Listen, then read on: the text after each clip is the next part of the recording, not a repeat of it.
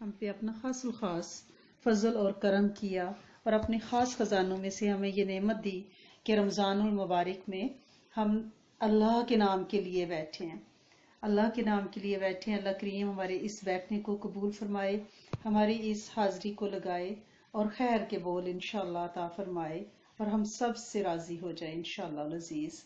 اس کی رضا کے لیے ہم سب بیٹھے ہیں، جب اس کی رضا مل جائے گی تو ہماری بات بن جائے گی انشاءاللہ العزیز۔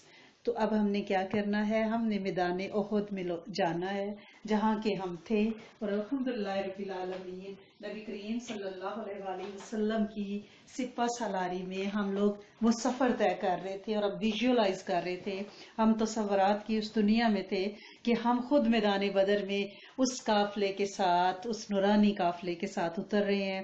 ہم نے مسلمانوں کی فوج جو نبی کریم صلی اللہ علیہ وسلم نے جس کو آرگنائز کیا تھا، احکامات اور ہدایات دی تھی، ہم نے اس کو دیکھا۔ آج ہم دیکھتے ہیں کہ مکی لشکر کے کیا حالات تھے، وہ کس طرح کے بن ٹھن کے آئے تھے اور کیا تیاریاں کر کے آئے تھے۔ تو مشرکین آمنے سامنے ہیں، نبی کریم صلی اللہ علیہ وسلم نے حضرت عبداللہ بن جبیر کی سرکردگی میں 50 لوگوں کو پہاڑی درے پہ متعین فرمایا اور خود صف بندی کی۔ آپ کو پتہ ہے میمنہ میسرہ پہ اپنے اصحاب کو متعین کیا۔ اب مکی جو لشکر ہے، جو کفار مکہ ہیں، انہوں نے کیا کیا، ان کے ہاں یعنی سپہ سالار تو حضرت ابو سفیان ہے جو جب تک ایمان نہیں لائے تھے، اور وہی ان کے سپہ سالار تھے۔ میمنہ یعنی رائٹ سائڈ پہ خالد بن ولید تھے، وہ بھی جب تک ایمان نہیں لائے تھے ابھی تک شرک پہ تھے، اور میسرہ بائیں سائڈ پہ اکرمہ بن ابی جہل، وہ بھی ابھی تک ایمان نہیں لائے تھے۔ پیدل فوج کی کمان جو تھی وہ صفوان بن امیہ کے پاس تھی، اور تیر انداز پر عبداللہ بن ربیہ مقرر ہوئے۔ اور جھنڈا ایز یوزول اس جنگ تک آپ نے یہ ذہن میں رکھنا ہے کہ کفار کا جھنڈا نسلوں سے بنو عبدالدار، ٹھیک ہے، بنو عبدالدار کے چھوٹی سی ایک جماعت کے ہاتھ میں ہی تھا۔ یہ منصب انہیں اسی وقت حاصل تھا جب بنو عبد مناف نے قصہ سے وراثت میں، یعنی جب تقسیم ہوئے تھے نا عہدے ڈیزگنیشن مکہ کے، تو ان کے پاس یہ ڈیزگنیشن تھا کہ ان کے پاس علم ہوا کرے گا۔ پھر باپ دادا سے جو دستور چلا آ رہا تھا، اسی کے پیش نظر کوئی شخص ان سے یہ نہیں کہہ سکتا تھا کہ بھئی ہمیں علم بردار بناؤ، وہ انہیں پکا اپنے قبضے میں کر لیا تھا۔ لیکن ابو سفیان نے انہیں یاد دلایا، یعنی وہ اب سپہ سالار ہے نا، انہوں نے یاد دلایا کہ جنگ بدر میں تمہارے بندے نے، جس کے پاس جو پرچم بردار تھا نضر بن حارث، وہ گرفتار ہو گیا تھا اور اس پر قریش کو شکست کھانی پڑی تھی۔ اس نے پتہ کیوں یاد دلایا تھا؟ وہ جنگی چال تھی تاکہ وہ جذباتی ہو کے اس دفعہ اور زیادہ بہادری سے لڑیں، اور وہ کام کر گئے۔ تو اس نے بھڑکانے کے لیے حضرت ابو سفیان نے کیا کہا تھا، ان سے کہا تھا اے بنی عبدالدار، بدر کے روز آپ لوگوں نے ہمارا جھنڈا لے رکھا تھا، تو ہمیں جن حالات سے دوچار ہونا پڑا وہ آپ نے دیکھ ہی لیا۔ در حقیقت فوج جھنڈے ہی کی جانب دوڑتی ہے، جب جھنڈا گر پڑتا ہے تو فوج کے قدم اکھڑ جاتے ہیں۔ بس اب کی بار آپ لوگ یا تو ہمارا جھنڈا ٹھیک طور سنبھالیں یا ہمارے اور جھنڈے کے درمیان سے ہٹ جائیں، ہم اس کا انتظام خود کریں گے۔ تو وہ اپنے مقصد میں کامیاب ہوا، کیونکہ بنی عبدالدار کو سخت غصہ آیا، اور انہوں نے کہا کہ اس دفعہ تو ہم ایسا لڑیں گے، کل ٹکر ہوئی تو دیکھ لینا ہم کرتے کیا ہیں۔ اور واقعی جب ٹکر ہوگی تو 10 لوگ اوپر تلے ان کے مارے جائیں گے، لیکن یہ جھنڈا نہیں چھوڑیں گے۔ تو اب قریش نے 2 سیاسی چالیں اس جنگ کے شروع ہونے سے پہلے چلیں۔ پہلی جنگ تو یہ تھی کہ حضرت ابو سفیان نے انصار کے پاس، انصار مدینہ کے پاس ایک پیغام خفیہ بھیجا کہ آپ لوگ ہمارے اور ہمارے کزن، ہمارے چچیرے بھائی محمد صلی اللہ علیہ وآلہ وسلم کے بیچ سے ہٹ جائیں۔ جب بھی آپ زندگی بھر نبی کریم صلی اللہ علیہ وآلہ وسلم کا نام سنیں، آپ کی زبان سے آٹومیٹیکلی درود شریف فوراً نکلنا چاہیے، کیونکہ آپ صلی اللہ علیہ وسلم نے لعنت فرمائی ایسے شخص پہ جس کے سامنے نبی کریم صلی اللہ علیہ وسلم کا نام لیا جائے اور وہ ان پہ درود نہ بھیجے۔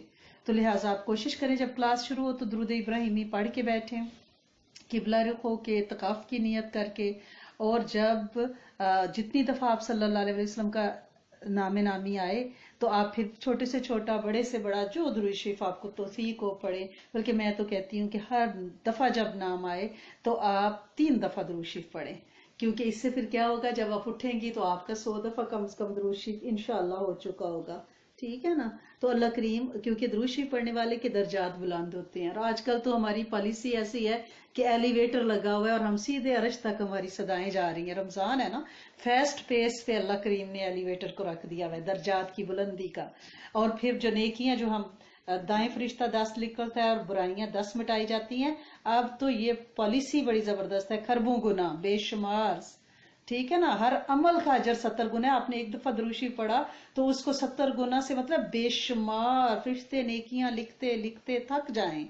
आपने इस तरह से इंशाल्लाह करना है। मेरे रब की ये मखलूक नेकियां लिखने के थकने से आ रही है, ये मैंने महावरतन बोला है। फरिश्तों में थकान है ही नहीं, वो नूरी मखलूक हैं।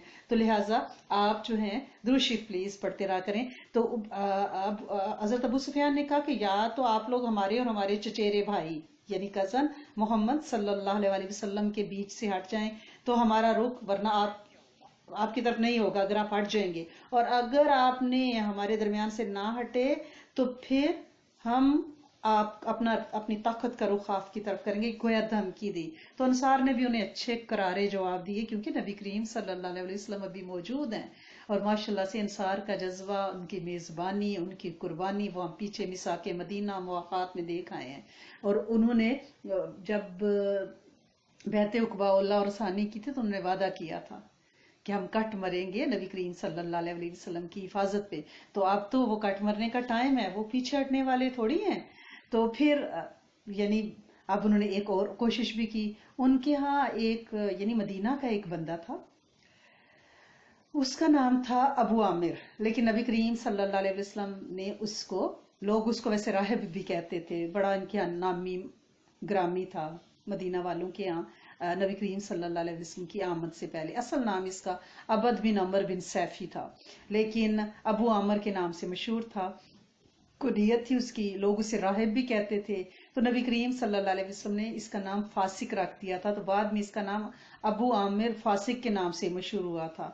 ये जाहिलियत के जमाने में ना ओस के कबीले का सरदार था, लेकिन जब इस्लाम आया तो इसके गले में तो फांस पड़ गई ना। और वो रसूल सल्लल्लाहु अलैहि वसल्लम के बारे में अदावत पे उतरा और यूं किया कि उसने कहा मैं यहाँ बर्दाश्त नहीं कर सकता मदीना में रहना। वो बदबख्त मक्का चला गया और वहां जाके कुरैश के साथ साजबाज और मुसलमानों के खिलाफ, बिलखसूस नबी करीम सल्लल्लाहु अलैहि वसल्लम के खिलाफ उसने बहुत साजिशें की। और अब उसने कहा कि एक चाल चलते हैं कि मैं, क्योंकि उसका सरदार रहा हूँ, उस वाले मुझसे बहुत मोहब्बत करते हैं, लिहाजा जब जंग शुरू हो ना तो मैं सबसे पहले निकलूंगा ताकि वो, मैं उन्हें मरगूब करूं, उन्हें अपनी पुरानी मोहब्बतें, वो मेरे हलीफ थे, मैं उनका सरदार था, वो याद करा के उन्हें तोड़ लूं खुदा न खास्ता नबी करीम सल्लल्लाहु अलैहि वसल्लम के पास से, और जंग पे आमादा करूं। उसे यकीन था उसे ना।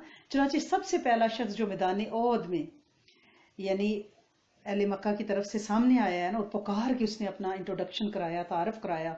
उसने कहा कबीला ओस के लोगों, मैं अबू आमर हूँ।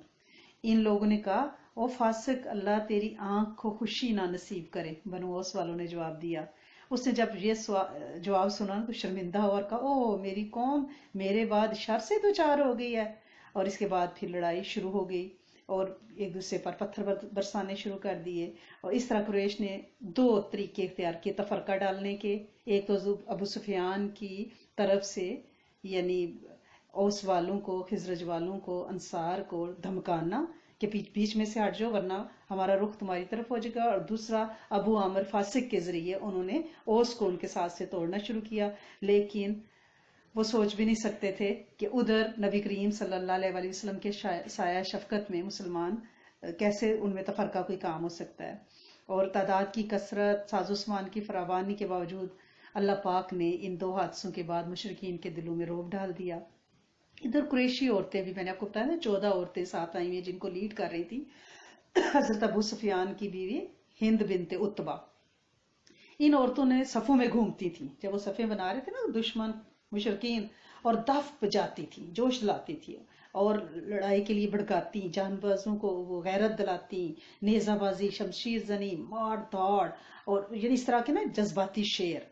اور پھر وہ علمبردار جو آگے تھے ابودار کے، ان کو یوں مخاطب کر کے کہتی، دیکھو بنی ابودار، دیکھو پشت کے پاسدار، خوب کرو شمشیر کا وار، یعنی مختلف شعر کہتی، اور اگر پیش قدمی کرو گے تو ہم تمہیں گلے لگائیں گی اور قالینیں بچھائیں گی، اگر پیچھے ہٹو گے تو روٹ جائیں گی، الگ ہو جائیں گی، یعنی اس طرح وہ جوش دلا رہی تھی۔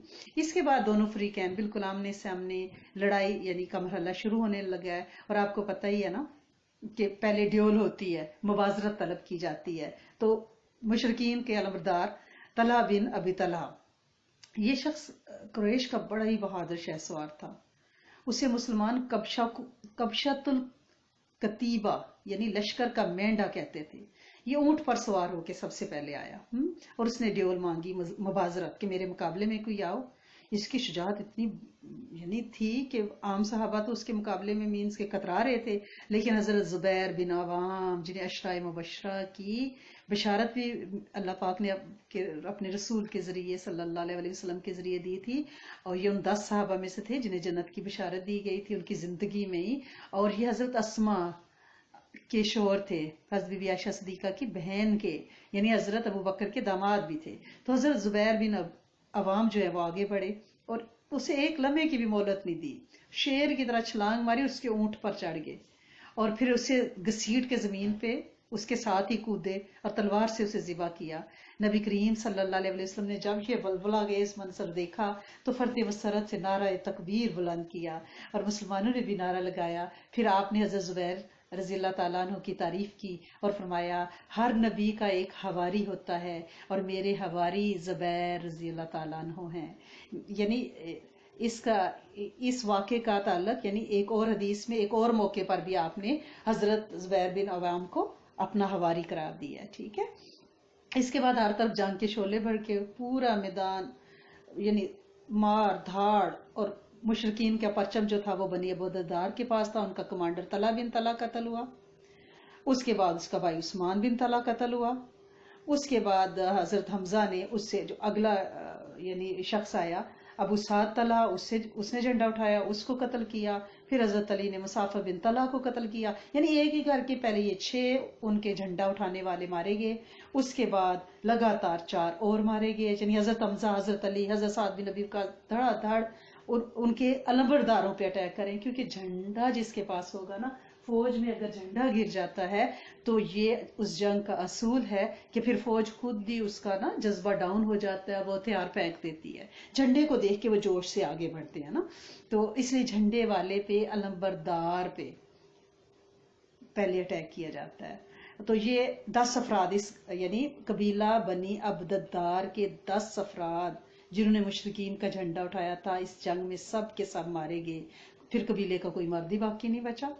اور اس موقع پر ان کا ایک حبشی غلام تھا جس کا نام ثواب تھا، یہ ثواب سواد سے ہے، سے والا نہیں ہے، ثواب تھا، اس نے دوڑ کے جھنڈا اٹھایا، ایسی بہادری سے اٹھایا تو اس طرح تو اس کے آقاؤں نے بھی نہیں اٹھایا تھا، یعنی ہاتھ کاٹ کے پھر اس نے گردن سے پھر ٹانگوں سے ایسے، اور آخر جب مارا گیا تو کہہ رہا تھا یا اللہ میں نے کوئی کسر نہیں چھوڑی، یعنی جو میرے بس میں تھا وہ میں نے کیا، اور اس کے بعد جھنڈا جو ہے زمین پہ گر گیا۔ تو کل ہم اس سے آگے انشاءاللہ چلیں گے اور دیکھیں گے کہ یہ جنگ کا میدان کارزار کیسے گرم ہوا، اور انشاءاللہ العزیز اس کا ہم نور اور فیض لیں گے۔ اللہ کریم ان مارکوں کو پڑھنے سے ہمارا جو جذبہ ایمانی جو ہے اس کو سٹرونگ کریں، اور ہماری نسلوں میں شجاعت پیدا کریں، یعنی بزدل نسلیں نہ ہوں۔ شجاعت کا مطلب یہ نہیں کہ میدان میں مار دھاڑ یا ایسی جہاد ایسے نہیں ہے، اس کے لیے خلیفہ وقت کو حکم دینا ہوتا ہے، اور پھر تو ایسی کوئی صورتحال اس وقت کائنات میں کسی بھی کونے پہ نہیں ہے۔ اللہ پاک کرے یہ ہمارے ایمان کا حصہ ہے، پہلے تو اسلامی خلافت قائم ہو اور پھر یہ سلسلے چلیں۔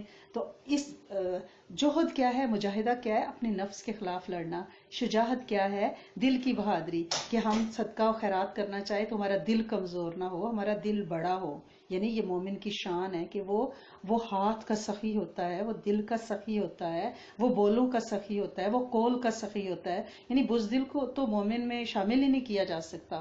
تو لہٰذا ایسی شجاعت ہماری نسلوں کو اللہ کریم انشاءاللہ عطا فرمائیں اور ان سے راضی ہو جائیں۔ رمضان کا مہینہ ہے، الحمدللہ رب العالمین، سارے روزے رکھ رہے ہیں، اور रोज़े को तर्क नहीं करना। बहुत से फ़ोन आते हैं, हमारी तबीयत ख़राब हो जाती है, हम डाउन हो जाते हैं, हमारा आयरन लो है, हमारा B12 और थायराइड, ये 3 बीमारियां हर ब्राउन औरत को यहाँ पे हैं, ठीक है। इसलिए इसको वजह बना के रोज़ा मत छोड़िएगा प्लीज़। मैं आपको रवायत सुनाती हूँ।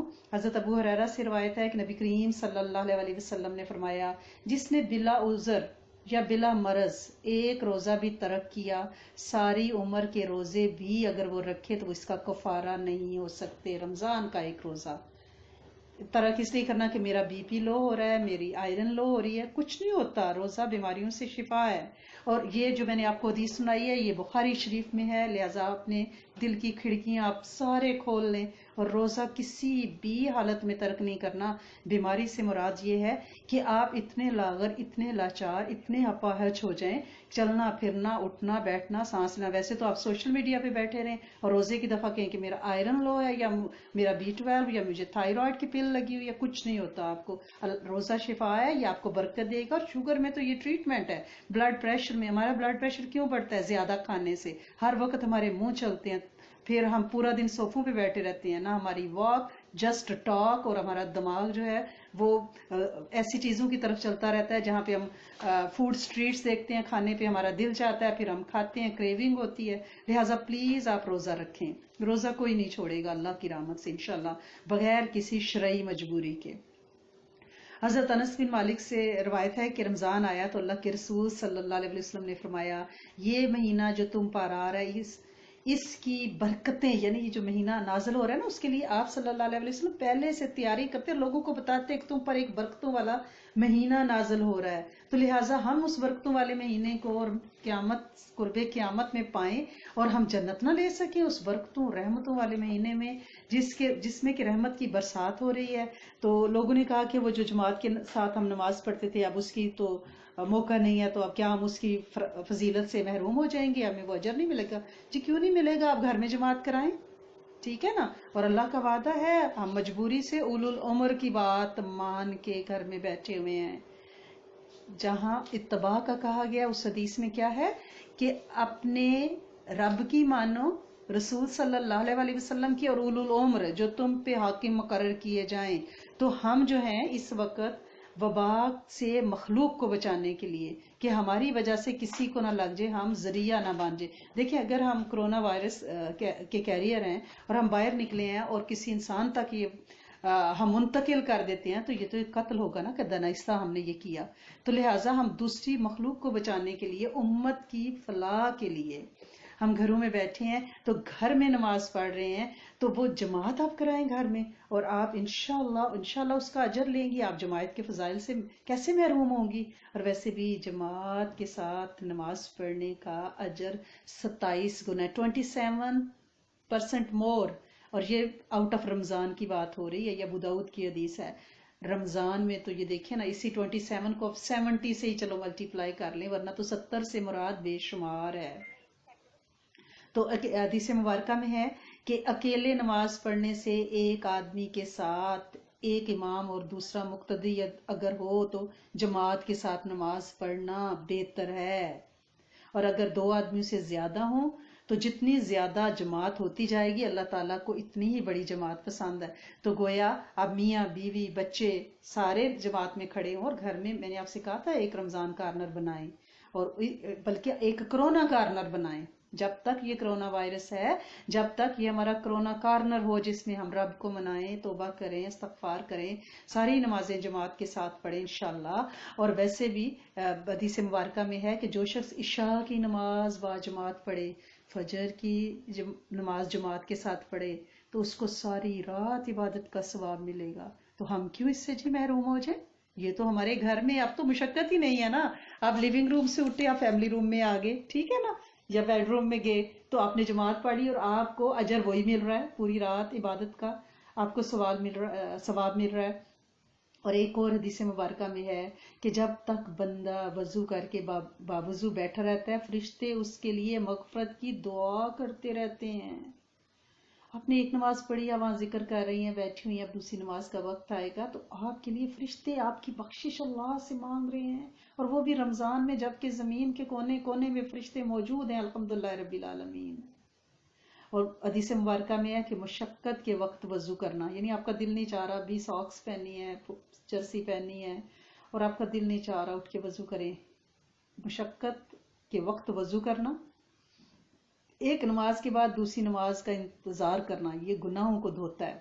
ہم وضو کر رہے ہوتے ہیں نا، ایکچولی ہمارے گناہ دھل رہے ہیں، ہم نے منہ میں پانی ڈالا، ہماری غیبتوں چغلیوں کے گناہ دھلے، ہم نے ناک میں پانی ڈالا، ہم نے جو نہیں سونگنا چاہیے تھا لوگوں کو ہم نے سونگا، سونگنے سے ہماری باتیں سونگی، پتہ نہیں اس کے گھر کیا ہوا ہے، کون آیا ہے، ہماری آنکھوں کے گناہ جو ہم نے سوشل میڈیا پہ دیکھا وہ سارے دھلتے ہیں، آپ کے کانوں کے گناہ جو بری چیزیں سنی، آپ کے ہاتھوں کے گناہ جو کسی کی طرف اشارہ کیا، کسی کے مال کو چھوا، کچھ کیا، وہ پاؤں کے گناہ چل کے وہاں گئیں جہاں جانا نہیں چاہیے تھا، یہ سارے گناہ وضو سے دھلتے ہیں۔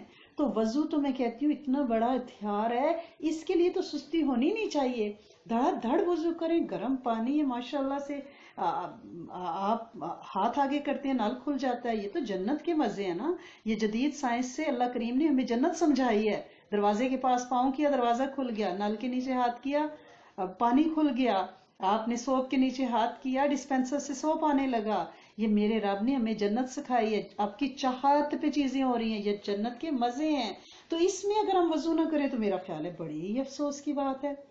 اور ایک اور حدیث مبارکہ میں ہے، جو شخص 40 دن تک تکبیر اولا یعنی امام کی پہلی تکبیر جس سے نماز شروع ہوتی ہے اس کے ساتھ نماز پڑھے گا، اس کو 2 پروانے 2 تحفے ملتے ہیں، جہنم سے آزادی اور وہ نفاق سے بری ہو جاتا ہے۔ تو اب تو تکبیر اولا سے، ویسے آپ کہتے ہیں جی ہماری جاب، ہمارا روزگار، ہمیں ٹائم نہیں ملا، ہم لیٹ ہو گئے، اب تو لیٹ ہونے کا سوال نہیں، گھر میں جماعت ہو رہی ہے، تکبیر اولا کے ساتھ 40 دن پڑھ لیں، جہنم سے برات لے لیں، اور وہ بھی رمضان، اور وہ بھی تکبیر اولا اور جماعت، سبحان اللہ۔ تو نفاق سے بری ہونے کا اس سے بڑا موقع کہاں سے آئے گا، جنت کی دروازے کھلوانے کا اور دوزخ کے دروازے بند کروانے کا، تو جنت سے خود کو بری کروا لیں۔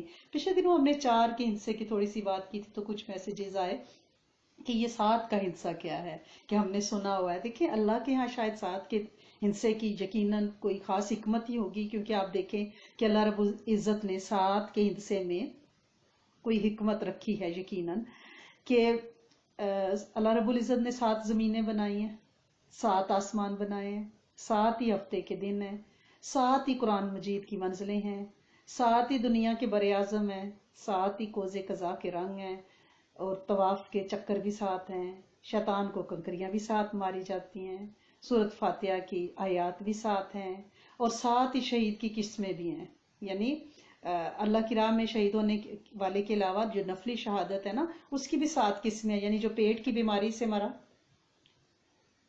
آج کل ہمارے کتنے جاننے والے ہیں وہ پیٹ کے مختلف اعضاء کا کینسر بتاتے ہیں، تو میں نے کہتی ہوں آپ کو تو مبارک ہو، موت تو آنی ہے جب بھی آنی ہے، لیکن آپ پیٹ کی بیماری میں تو ہیں نا، تو شہادت کی موت، ڈوب کر مرنے والا، نمونیا سے مرنے والا، طاعون سے مرنے والا، پلیگ وبا، آگ میں جل کر مرنے والا، کسی چیز کے دیوار وغیرہ کے نیچے آ کر دب کر مرنے والا، وہ عورت جو حیض اور نفاس سے ہو، پریگننٹ ہو، ڈلیوری کے دوران مر جائے، وہ بھی شہید ہے، تو یہ بھی 7 ہیں۔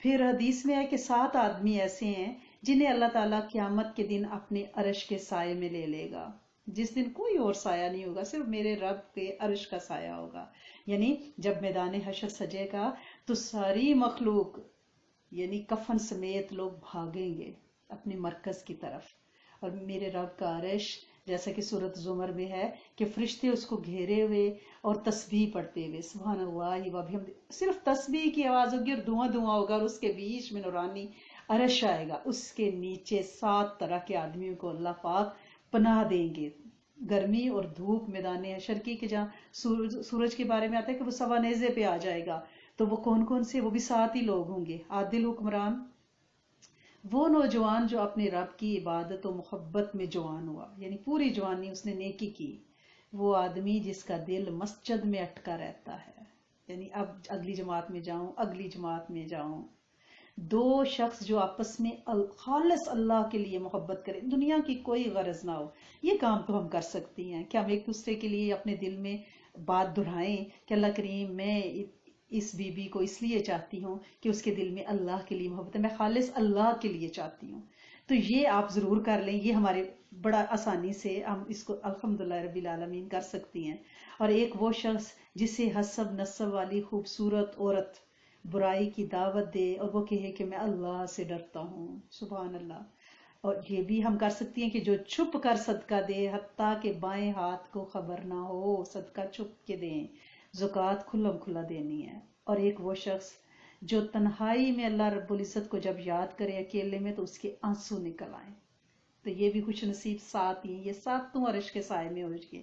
اور ان میں سے ہم بڑی آسانی سے کیا کر سکتی ہیں؟ خالص اللہ کے لیے ایک دوسرے سے محبت، چھپ کر صدقہ دیں، اور تنہائی میں رو رو کے اللہ پاک سے دعا مانگیں۔ باقی کام بھی ہو سکتے ہیں لیکن یہ میرا خیال ہے زیادہ ہم اس پہ انشاءاللہ محنت کریں گی۔ اور پھر ساتھ ہی کبیرہ گناہ بھی ہیں۔ حضرت ابو ہریرہ سے روایت ہے کہ نبی کریم صلی اللہ علیہ وسلم نے فرمایا 7 مہلک اور تباہ کن گناہوں سے بچو۔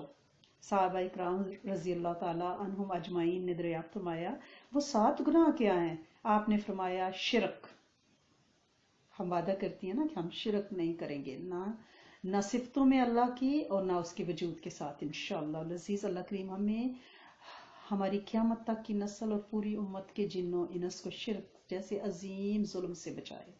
جادو کرنا یہ کبیرہ گناہ ہے، 7 کبیرہ گناہ ہے شرک، اس کے ساتھ ہی جادو کرنے کا لفظ، آج گھر گھر جادو ہو رہا ہے، یہ شرک ہے اور ظلم عظیم۔ قرآن نے اس کو سورۃ لقمان میں کہا ہے۔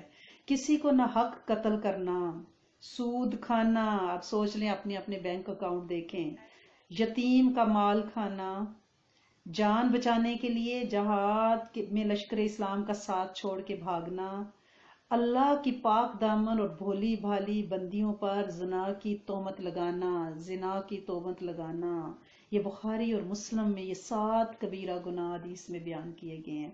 اور 7 ہی عظیم نیکیاں ہیں جو ان کا اہتمام کرے گا اللہ کے قرب میں ہوگا اور اس کے گناہ بھی معاف کیے جائیں گے، چاہے وہ سمندر کی جھاگ کے برابر ہی کیوں نہ ہو انشاءاللہ۔ اور وہ 7 نیکیاں کیا ہے؟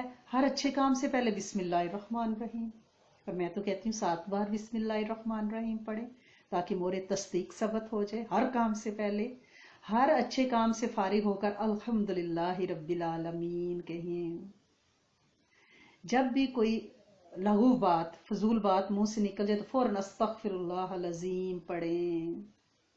اور جب بھی پلان کریں، اچھا ارادہ کریں کہ آج میں صلاۃ تسبیح پڑھوں گی، آج میں شام میں اپنی 3 تسبیحاں، استغفار، تیسرا کلمہ، اور درود شریف پڑھوں گی، تو انشاءاللہ تعالی، انشاءاللہ الرحمن، انشاءاللہ العزیز، انشاءاللہ تعالی کے ساتھ اللہ پاک کا کوئی بڑا نام لگا لیا کریں، انشاءاللہ الرحمن، انشاءاللہ الرحیم، انشاءاللہ العزیز، ٹھیک ہے نا؟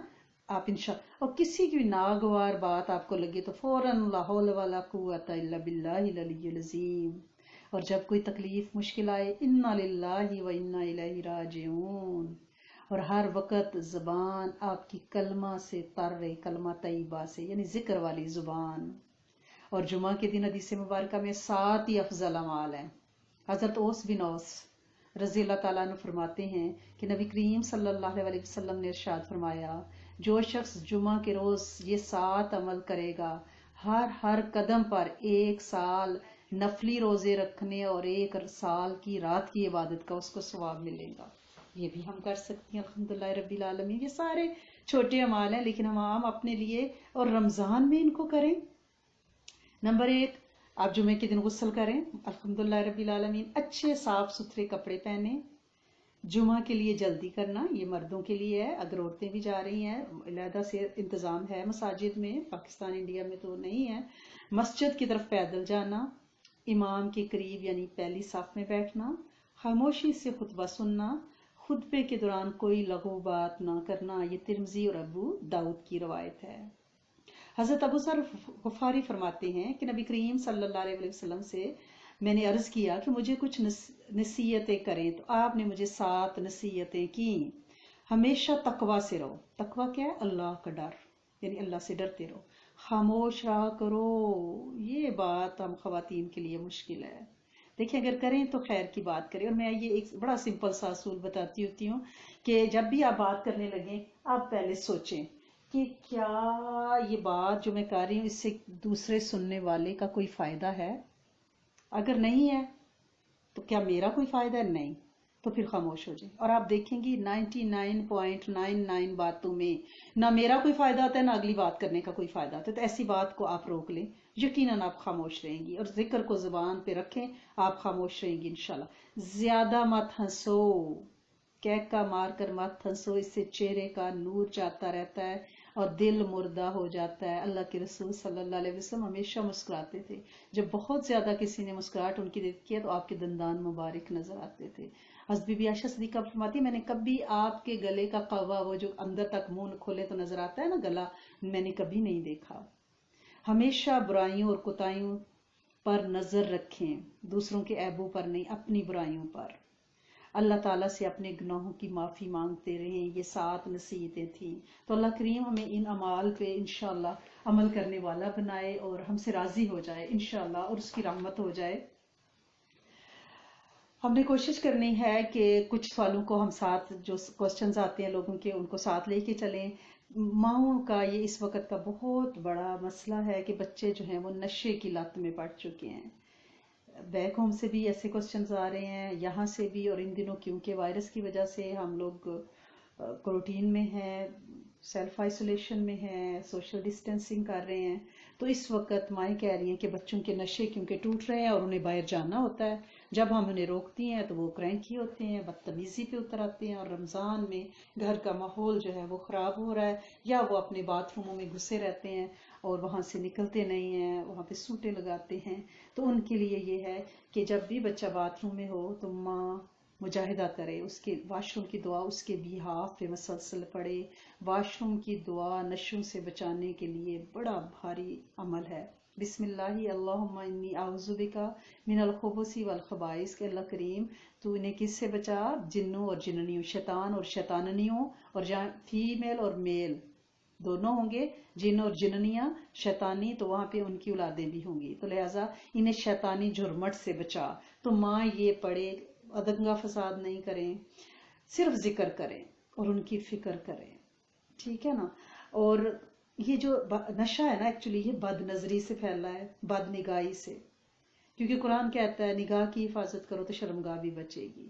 نگاہ کی حفاظت ہوئی نہیں، گھروں میں بڑے بڑے ٹی وی، سوشل میڈیا. اب تو ہر گھر میں، ہر ہاتھ میں، بچے بوڑھے جوان، پڑھا لکھا ان پڑھ، اس کے ہاتھ میں انگارہ ہے سیل فون کے نام پہ. اور اس میں جو جو چیزیں آئیں پھر اس پہ آپ سوشل میڈیا پہ کہاں کہاں گئے. پھر نشے میں، کیونکہ وہ سکھ وہ جو دیکھا نا تو اس سے پھر شہوت بڑھی. تو پھر سگریٹ، ویڈز، اور یہاں پہ تو یہ ویڈز اور میروینا یہ تو لیگل انہوں نے کر دیے. تو لہٰذا اب یہ عام دستیاب ہے. اور بچے جو ہیں پہلے تو جاب کرتے تھے تو اپنی پاکٹ منی سے خریدتے تھے، اب یہ ہے کہ انہیں پیسے بھی پیرنٹس سے لینے ہیں، گھروں میں باندھنا ہے. تو اب گھر کا ماحول خراب ہو رہا ہے، کیا کریں؟ پیرنٹس کی یہ ذمہ داری ہے کہ رزق حلال پہ توجہ دیں. نسلوں کو بچانا ہے تو رزق حلال ہی کمانا ہے. سورت فاتحہ کا آسرا لیں کیونکہ یہ شفا بھی ہے، قرآن کی کنجی بھی ہے. سورت فاتحہ بچوں کو پڑھ کے نا، جیسے ایک دفعہ سورت فاتحہ پڑھیں، 3 دفعہ سورت اخلاص پڑھ کے بچوں کے دل کو ہدیہ کریں. اللہ یہ سیاہ ہو گئے ہیں، تجھے پہچان نہیں رہے.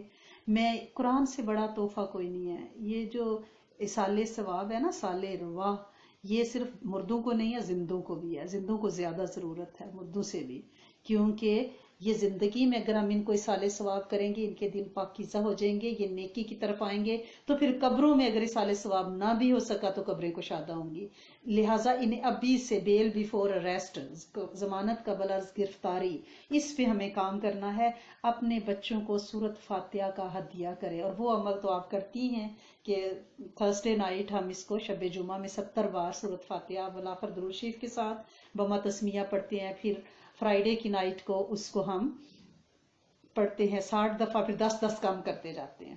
تو پھر بدھ کو وہ پھر 10 دفعہ ہو جاتا ہے، تو جمعرات کو پھر 70 سے شروع کر دیتے ہیں. تو پلیز یہ اپنے بچوں کو سورت فاتحہ زیادہ سے زیادہ پڑھ کے آپ ہدیہ کریں. درود شریف ان کو ہدیہ کریں، اور وہ والا درود شریف جس میں استغفار ہے.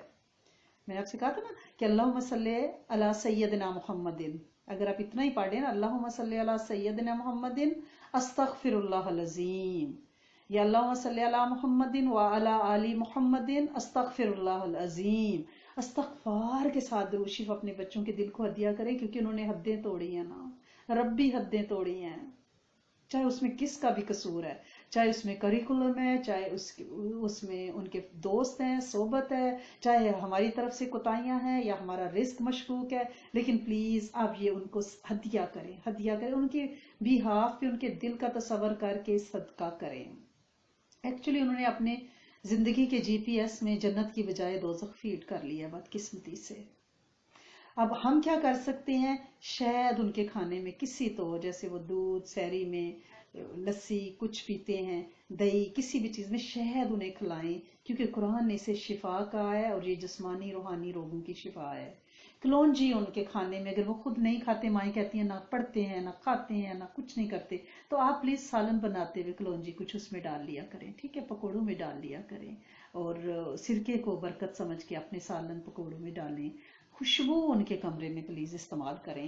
یہ جہاں پہ ویڈز نشہ ہوتا ہے، ان کے کمروں میں نا شیطان اپنا ڈیرا اہل و عیال کے ساتھ لگاتا ہے، انہیں شیطانی کاموں پہ لگاتا ہے، تو وہاں پہ بدبو ہوتی ہے.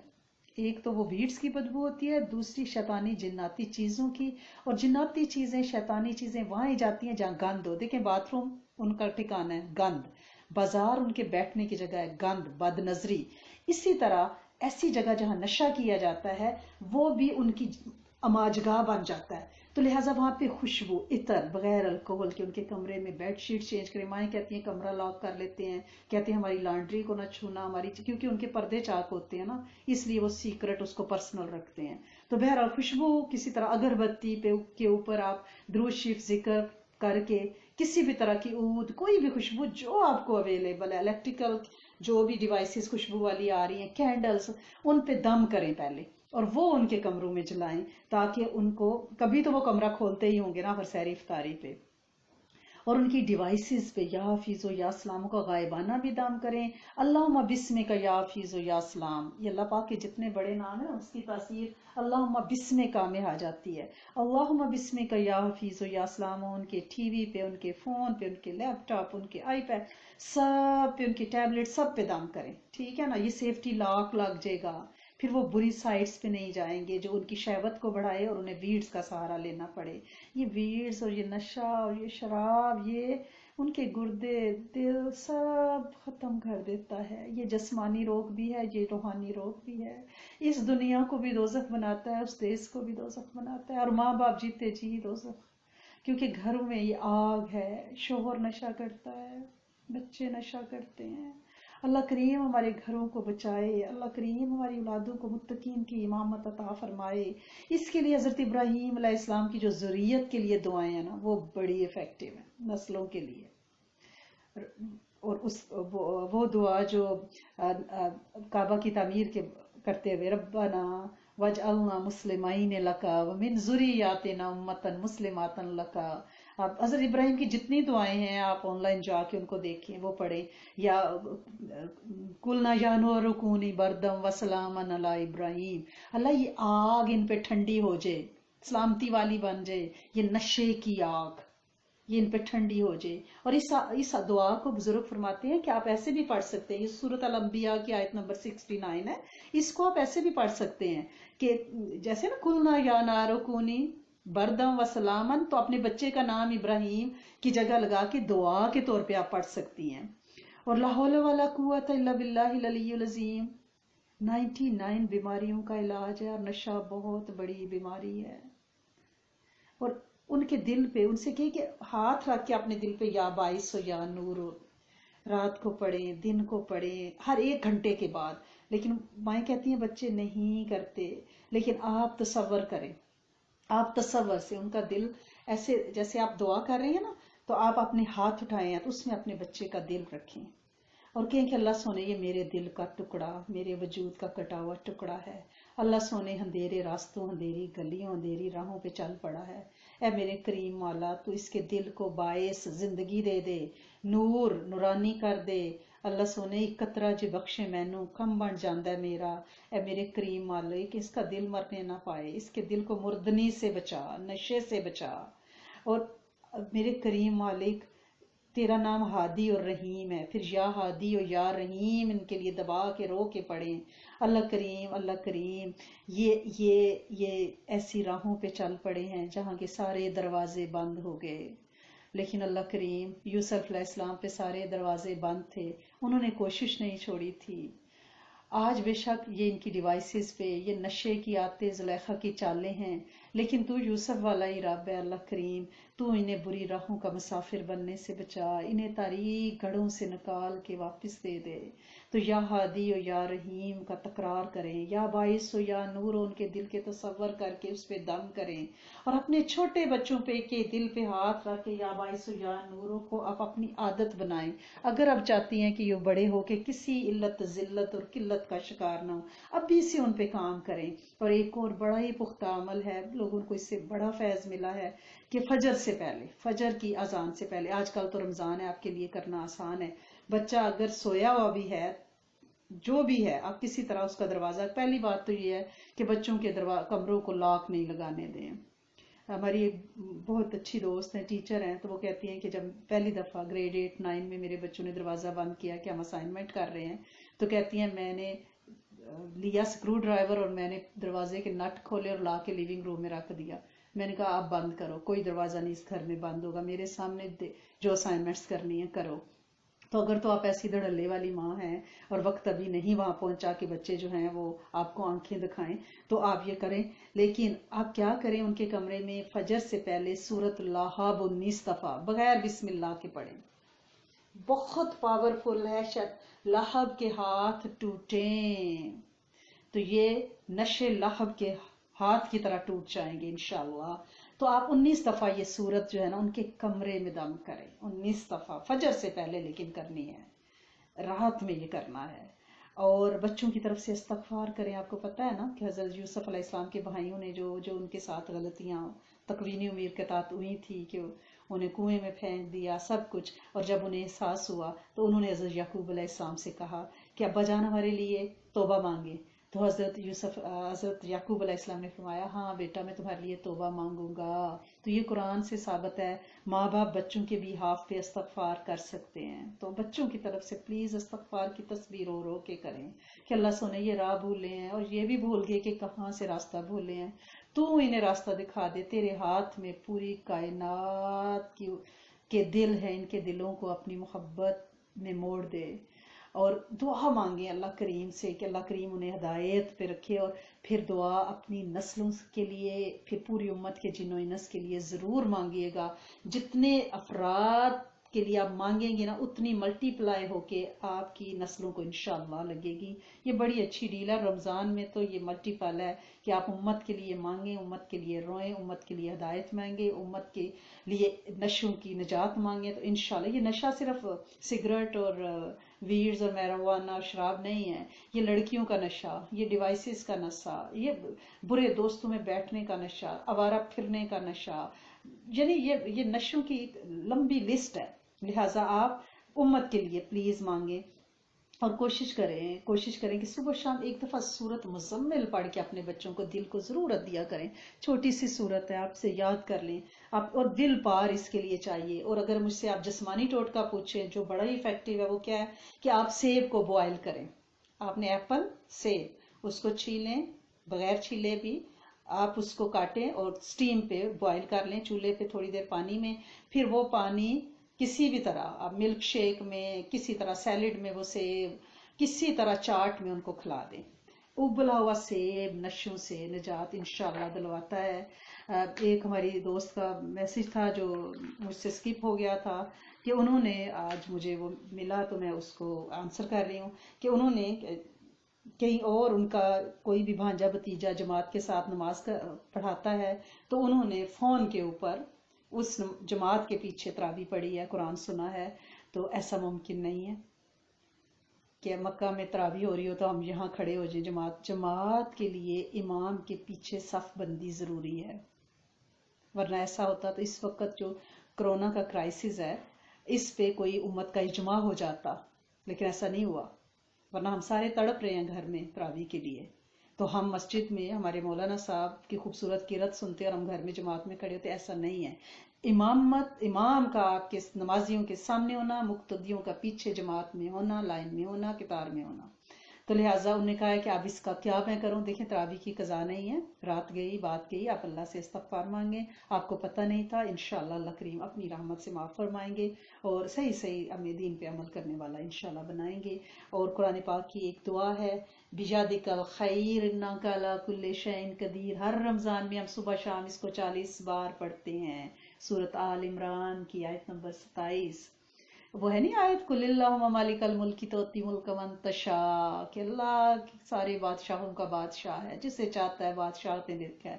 اس پوری آیت میں بہت خیر ہے، لیکن اگر آپ چھوٹی آیت اس کا جو حصہ ہے نا، بِجَادِكَ، اللہ تیرے ہاتھ میں خیریں ہیں، بِجَادِكَ الْخَيْرُ إِنَّكَ عَلَىٰ كُلِّ شَيْءٍ قَدِيرٌ۔ ہمارے بہت سے اسٹوڈنٹ اس کے 1.25 لاکھ بھی پڑھا ہے اور بہت پایا انہوں نے۔ اور اس کا طریقہ یہ ہے کہ جو چیز آپ کو چاہیے اس کا تصور کریں کہ جن لوگوں کے پاس وہ ہے، اچھا گھر چاہیے، آپ اچھے گھر کو دیکھ رہی ہیں، آپ کے بِجَادِكَ الْخَيْرُ إِنَّكَ عَلَىٰ كُلِّ شَيْءٍ قَدِيرٌ، اللہ کریم تیرے ہاتھ میں خیر ہے، تو نے ان کو دیا، ہمیں بھی دے دے، ان کا سلامت رکھ ہمیں، کیونکہ خیر تو اس کے در سے نکلی ہے نا، اس سے مانگنا ہے۔ اللہ پاک کو یہ بات بڑی پسند ہے، جتنی دفعہ آپ یہ آیت پڑھیں گی، دیکھیں ایک ایک لفظ پہ آپ کو 10 اور 70 نیکیاں ملیں گی۔ یہ تو پالیسی بڑی زبردست ہے۔ پھر امت کے لیے مانگنے پہ آپ کو اجر ملے گا، پھر آپ دعا کریے، دعا مانگنے کا اجر ملے گا۔ تو یہ چھوٹی سی آیت ہے، کم از کم 40 ٹائم آپ صبح شام اس کو پڑھیں۔ بِجَادِكَ الْخَيْرُ إِنَّكَ عَلَىٰ كُلِّ شَيْءٍ قَدِيرٌ، کسی کی گورنمنٹ جاب آپ چاہ رہی ہیں، کسی اور کی گورنمنٹ جاب ہے، آپ دعا کریں بِجَادِكَ الْخَيْرُ إِنَّكَ عَلَىٰ كُلِّ شَيْءٍ قَدِيرٌ، اللہ کریم ان کو دیا، مجھے بھی دے، تیرے ہاتھ میں ساری خیریں ہیں۔ اولاد نہیں ہے، آپ کسی کا بچہ دیکھیں، بِجَادِكَ الْخَيْرُ إِنَّكَ عَلَىٰ كُلِّ شَيْءٍ قَدِيرٌ، اللہ سونے اس کو دیا، یہ سلامت رکھ، اسے نیک بنا، بے عیب رکھ، مجھے بھی دے، تیرے پاس خیر ہے، بِجَادِكَ الْخَيْرُ، تیرے ہاتھ میں خیر ہے۔ تو ٹھیک ہے، اس آیت کا آپ ورد کریں، شروع کر لیں اس کو، چلتے پھرتے، اور کم از کم 40 دفعہ تو صبح شام پڑھنا رمضان میں تو بنتا ہے، بعد میں بھی اس کو انشاءاللہ عادت رکھیں۔ ایک ہماری بہن کا سعودی عرب سے میسج آیا، اللہ کریم ان کی زندگی میں بہت برکت ڈالے، جو مجھے بڑا اچھا لگا، میں چاہ رہی تھی آپ کے ساتھ ضرور شیئر کروں۔ وہ یہ ہے کہ انہوں نے کہا کہ رمضان میں اگر ایسا کر لیا جائے کہ چھوٹی پرچیاں بنا کے اس کے اوپر قرآنی دعائیں لکھ لی جائیں، ٹھیک ہے، ان کو پڑیاں بند کر کے نا، تو ایک باؤل میں رکھ لیا جائے، افطاری کے وقت ٹیبل پہ وہ پڑی رہیں، افطاری کے وقت سے پہلے ہر بچہ گھر کا بڑا اس پرچی کو کھولے اور ایک ایک دعا پڑھے۔ دیکھیں جتنے گھر کے افراد ہیں اتنی قرآنی دعا پڑھی جائے گی، اور امت کی نیت سے اس دعا کو پڑھ لے، اور پھر یہ ہو کہ بھئی کس کے حصے میں کون سی دعا آئی ہے، یعنی ہر کوئی وہ دعا پڑھ لے گا۔ یہ ایک ایکٹیویٹی بھی بچوں کے لیے ہو جائے گی، آپ پرنٹ آؤٹ نکال لیں نا قرآنی حدیثی دعاؤں کا، اور اس کو کاٹ کے یا آپ کلرفل کارڈ بورڈ پہ لکھ کے اس کی پڑیاں بنا کے ایک باؤل میں پیارے سے میں رکھ لیں، اور پھر افطاری کے وقت ہر ایک جو ہے اس کو کھول کے اپنی اپنی پڑیا اٹھائے اور بتائے کہ پڑھ کے کہ میں نے یہ دعا مانگی ہے، اور پھر باقی سارے آمین کے۔ مجھے یہ بہت اچھا لگا، تو ہم رمضان کی تیاری میں انشاءاللہ آئندہ اس چیز کو بھی رمضان کارنر پہ انشاءاللہ رکھیں گے۔ اور کسی نے بچی نے پوچھا ہے کہ تہجد کے لیے سونا ضروری ہے، پھر تہجد پڑھ سکتے ہیں؟ جی نہیں، آج کل رمضان ہے، ویسے بھی آؤٹ آف رمضان بھی اگر جو لوگ پوری رات جاگنے کے عادی ہیں وہ تہجد جب بھی پڑھیں وہ پڑھ سکتے ہیں انشاءاللہ۔ اور ہم نے کوشش کرنی ہے کہ سورۃ کوثر کا عمل ہم نے نہیں بھولنا، پلیز، یہ ہمارے پچھلے سبق ہیں، ان کو ہم کبھی بھول نہ جائیں۔ 129 دفعہ سورۃ کوثر مال اور اولاد کی برکت کے لیے بما تسمیہ ہر روز صبح شام اس کو پڑھیں، اور رمضان میں تو اس کے ساتھ ایسے میگنیٹ کی طرح مال اولاد کی برکتیں، دعاؤں کی قبولیت ہے، الحمدللہ رب العالمین۔ پھر آپ نے رمضان میں شکر کرنا ہے اللہ پاک کا کہ اللہ کریم تو نے مجھے اپنا قرب، ذکر، سجدہ، ندامت کے آنسو دیے، تیری بڑی مہربانی ہے، جو میرا دل عبادت میں لگ رہا ہے نا، یہ تیری رحمت ہے، جو میری بند مٹھی صدقے کے نام پہ کھل رہی ہے، یہ تیری رحمت ہے، یہ بھوک ہڑتال، دھرنا، مطالبات منوانے کے لیے جو تو نے مجھے سجدوں کی توفیق دی ہے نا، روزے کے نام پہ آفیشیل بھوک ہڑتال دی ہے، اللہ سونے یہ تیری رحمت ہے، میں من چاہی نہیں کر رہی، میں رب چاہی کر رہی ہوں، اور صفت صلاۃ میری زندگی میں پریکٹس میں رہے، نماز کے بعد بھی، یعنی روزوں کے بعد بھی، یہ پریکٹس جو اب ہم کر رہے ہیں نا، یہ بعد میں بھی رہے، اور ہماری نمازوں کو اللہ کریم خشوع عطا فرمائے۔ وہ بزرگ فرماتے ہیں نا کہ یہ خرق فی الصلاۃ، کہ نماز کے دوران ادھر خارج کرنا، ادھر یہ خرق فی الصلاح نہ ہو، ہماری نماز پوری توجہ، دھیان، خشوع خضوع والی انشاءاللہ ہو جائے. اور ہم نے یہ سوچنا ہے کہ ہم اس پریکٹس کو نماز کے بعد انشاءاللہ رکھیں گے اور ہماری عبادت کی بھوک بڑھے. یہ ہمارے بیٹھنے کا مقصد یہ ہے کہ جیسے دسترخوان کی ہماری بھوک بڑھتی ہے نا، کہ دن کوئی سوچنے لگ جاتے ہیں آپ پکوڑے بنیں گے، آج بریانی بنے گی، ایسے ہی ہماری عبادت کی بھوک بڑھے. ٹھیک ہے نا؟ اور جیسے نماز کے اندر ہماری مرضی نہیں ہے نا، نماز کے باہر بھی ہماری کوئی مرضی نہ ہو، رب چاہیے، رب چاہیے. اور میرے رب نے تو پریکٹس میں رکھا ہے ہمیں. احرام پہنایا تو کفن کی پریکٹس کرا دی، روزہ رکھوایا تو فاقے غربت کی پریکٹس کرا دی، اور نماز میں کہ حکم کے بغیر وضاحت کے سب کچھ مان لینا ہے. یہ نہیں کہ 2 سجدے نہیں میں 4 کروں گا. ناک کا معاملہ ہے، ناک رگڑوا دی، کوئی اکڑ نہیں، سب ختم کر دی. تو لہٰذا ہم نے کیا کرنا ہے، ہم نے رب کا شکر ادا کرنا ہے کہ اس نے ہمیں سجدے عطا فرمائے ہیں اور ہماری نماز ایسی ہو جیسے حضرت زین العابدین کی تھی. جب نماز کے لیے وضو کرنے بیٹھتے تو آپ کا چہرہ مبارک زرد ہو جاتا، جب آپ نماز کے لیے کھڑے ہوتے تو رنگ بدل جاتا کہ پہچاننا مشکل ہو جاتا. لوگ آپ سے دریافت کرتے کہ اے فرزند رسول صلی اللہ علیہ وسلم، آپ کا یہ کیسا حال ہو رہا ہے؟ تو آپ نے فرمایا، لوگوں، نماز اللہ کے ہاں پیشی کا وقت ہے. کون ایسا نادان انسان ہوگا جو رب کائنات کی پیشی کے وقت ہنستا کھلکھلاتا اس کی عدالت میں حاضر ہو؟ کیا ہم ایسے جاتے ہیں نماز پڑھنے؟ حضرت زین العابدین رحمۃ اللہ علیہ ہر روز رات کو 1000 رکعت نفل پڑھا کرتے تھے. ایک روز آپ اپنے مکان میں نفل پڑھ رہے تھے کہ آپ کے مکان کو آگ لگی، لوگ بجھانے لگے، لیکن آپ پورے خشوع و خضوع سے نفل ادا کرتے رہے. جب آگ بجھ گئی تو آپ نماز سے فارغ ہوئے. لوگوں نے عرض کیا، حضور مکان کو آگ لگ گئی تھی، ہم لوگ بجھانے میں مصروف تھے مگر آپ نے پرواہ نہیں فرمائی.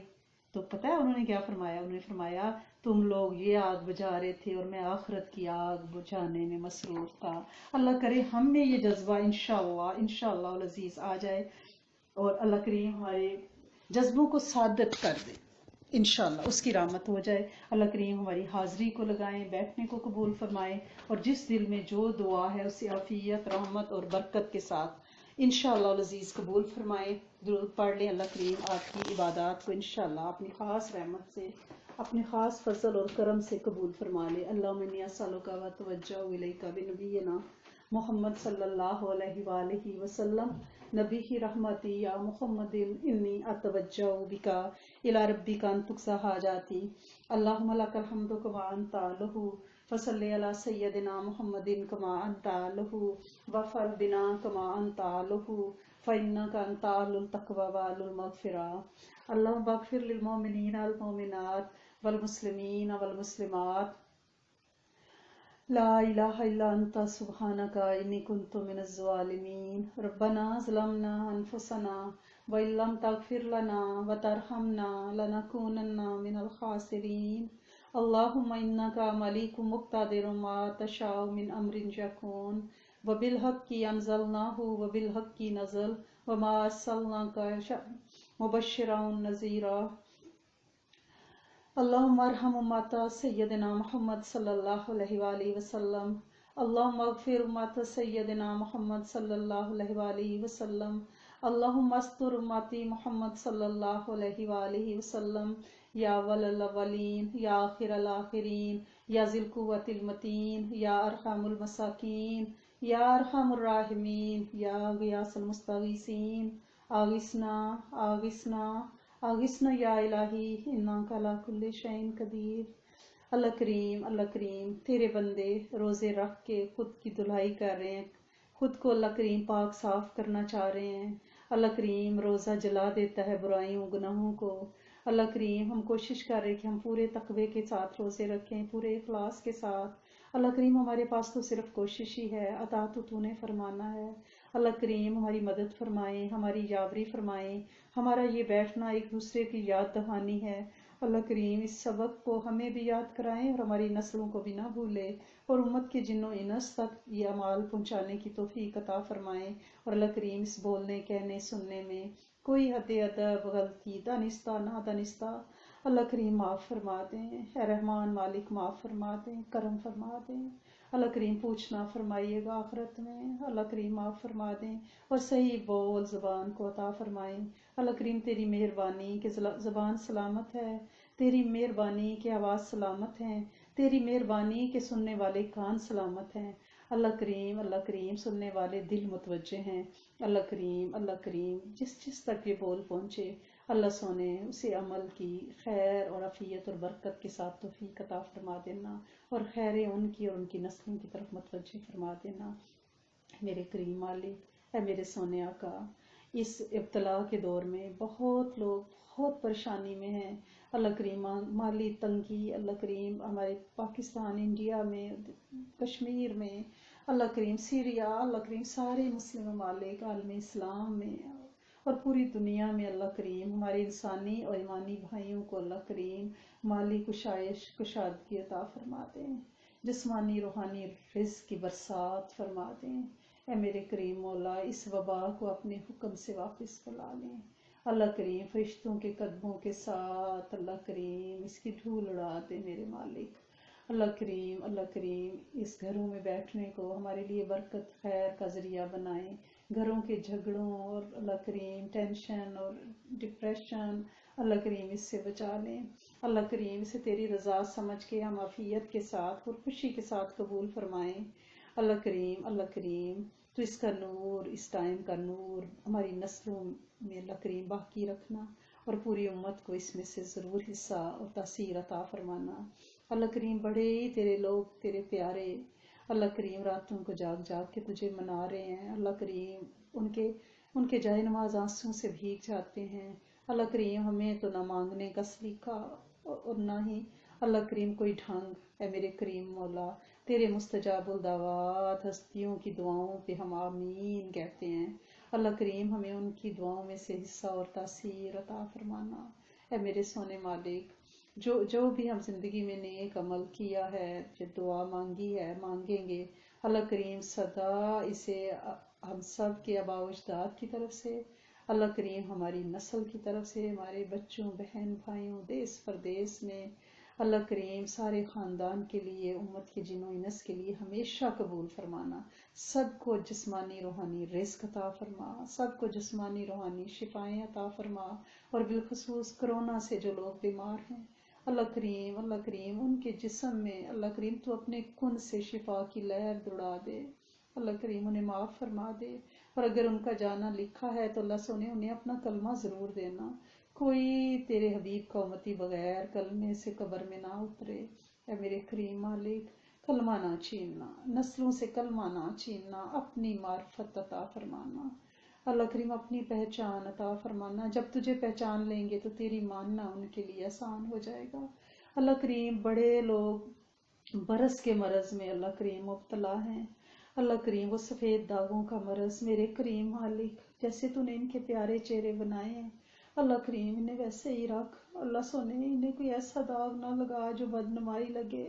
ऐ मेरे करीम मालिक, तो बच्चों के चेहरों को शिफा दे दे, वजूदों को जिस्मानी रूहानी शिफा दे दे, हर रोग से बचा ले। मेरे करीम मालिक रहम फरमा दे। अल्लाह करीम जो लोग दुआओं के लिए हमें कहते लिखते हैं अल्लाह करीम, और जो नहीं भी कहते अल्लाह करीम हर एक की दुआ कबूल फरमा। हमारे पास आप इस्लाम और उसके साथियों पे जो दिन रात मेहनत कर रहे हैं अल्लाह करीम उनको कबूल फरमा।